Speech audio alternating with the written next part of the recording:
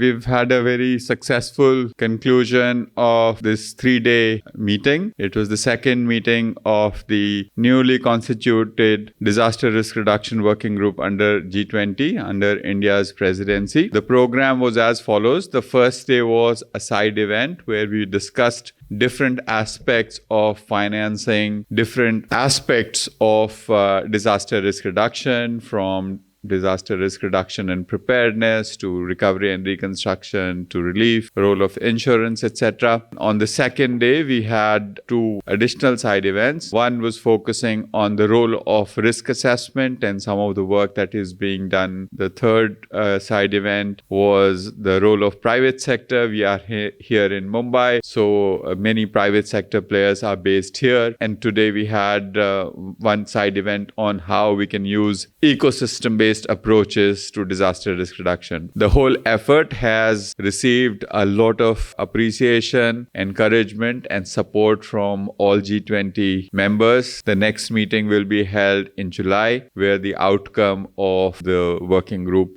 under our presidency will be finalized. I also would like to say that we took advantage of being in Mumbai. On the first day in the evening, we did 3 things. One, we did a heritage walk in the BMC headquarters. We also saw the control room of BMC for managing disaster-related issues across the city. And finally, we had a wonderful cultural event at the Gateway of India. It was an extremely well-organized event. And I think the venue and all the arrangements were absolutely of the first order. So huge message of gratitude and appreciation for the government of Maharashtra's support. Thank you. Mumbai, you all know that it's moderately vulnerable to all disasters. Though we are working in this field since last 30 years. From 2005 deluge in Mumbai, we have enhanced our system. But these such events, when we have some experts exchanging their views, exchanging their knowledge sharing is very important. That is what has happened out of this. So we can enhance our existing system because we have taken a lot of non-structural measures as well as structural measures in Mumbai. Because Mumbai being a coastal city is, it's always have a tidal effect, and during monsoon, the flooding is a major issue in Mumbai. The flood mitigation programs also, BMC is doing a lot of work. Of course, we are also getting some financial support from the National Disaster Management Authority under National Disaster Mitigation Fund. So these such events happening in Mumbai is definitely helpful to the Mumbai. Hi sir, my name is Gaurav Narula. I'm from the True Hunt Online. Sir, just an example, like we have got an early alarming system which is much talked about in the recent past about earthquakes. So if we are talking about encouraging private players also to come up with the system, so what can be done on the government side or the public administration side so that these kind of things can be encouraged for the private players or private sector units with the companies, so that these systems are installed in their units so that it can help the common citizens as well? See, just 2 quick points here. One is that for different kinds of hazards, earthquakes, floods, landslides, and so on, tsunamis, cyclones, there are different levels of early warning capabilities available. And from the government side, from the public sector side, it is important that early warning and that early warning system is made available as a public good. By that, we not only mean that the information should be available, but it should be available in a usable, useful, understandable, actionable format to common citizen, and we should have a way of reaching the last mile. And on that, Government of India, state governments have made a lot of efforts in the last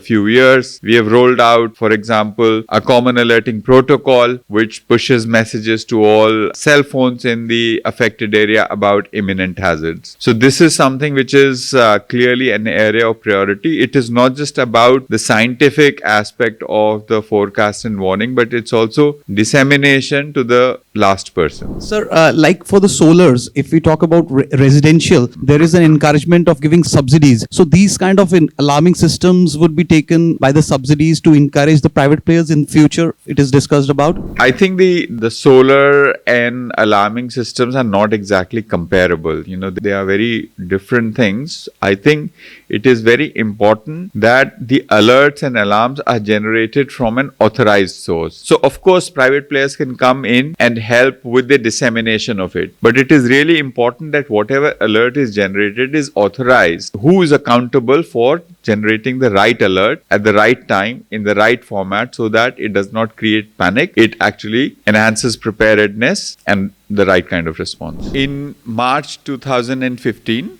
in Sendai, which is a place in Japan, 187 countries adopted a global framework called Sendai Framework for Disaster Risk Reduction. Under that framework, there are 4 priorities and 7 targets. The 4 priorities are understanding risk. Second priority was to improve disaster risk governance. Third priority was to invest in disaster resilience. And the 4th priority was to have systems for more efficient disaster response. So these are the 4 priorities, and the progress was to be measured against 7 targets. Out of these 7 targets, 4 targets are related to reduction in losses and 3 targets are related to increase in capacities. The loss reduction targets are as follows: reduction in mortality, reduction in number of people that are affected by disasters. And the third was to reduce economic losses from disasters. And the 4th was to reduce loss to infrastructure and infrastructure services. So these are the 4 loss reduction targets, and 3 targets related to increase in capacity. One target is on how do we have better plans and strategies at all levels, at the national level, state level, local level. And the second target was